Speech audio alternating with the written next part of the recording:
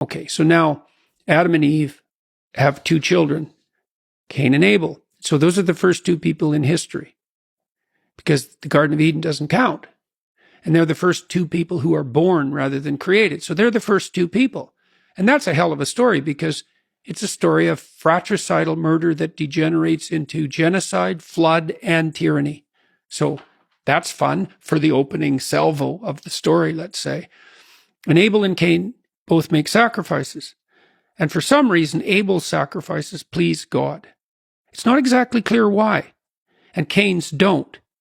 Now, there's an implication in the text that it's because Cain's sacrifices are second rate. God says that Abel brings the finest to the sacrificial altar. He doesn't say that about Cain. So you could imagine that Cain is sacrificing away, but he's holding something in reserve. He's not all in. He's not bringing his best to the table.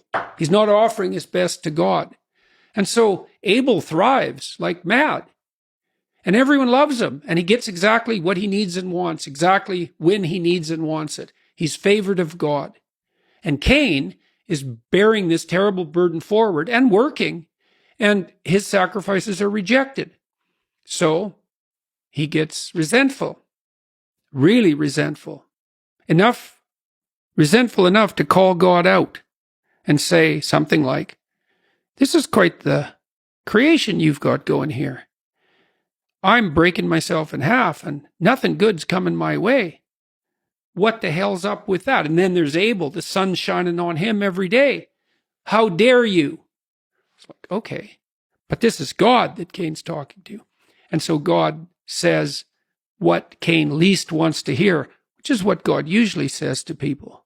He says, "Look to your own devices. You're not making the sacrifices you should, and you know it." And then he says something even worse.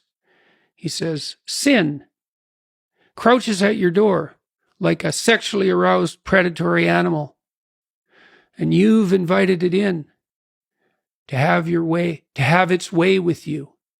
And so he basically says, you have allowed your resentment to preoccupy yourself, and now you're brooding upon it and generating something creative, new, and awful, possessed by the spirit of resentment. And that's why you're in the miserable state you're in. So then Cain leaves. His countenance falls, as you might expect. And Cain leaves, and he's so incensed by this because God has said, look, your problems are of your own making. And not only that, you invited them in. And not only that, you engaged in this creatively. And not only that, you're blaming it on me. And not only that, that's making you jealous of Abel, who's your actual idol and goal.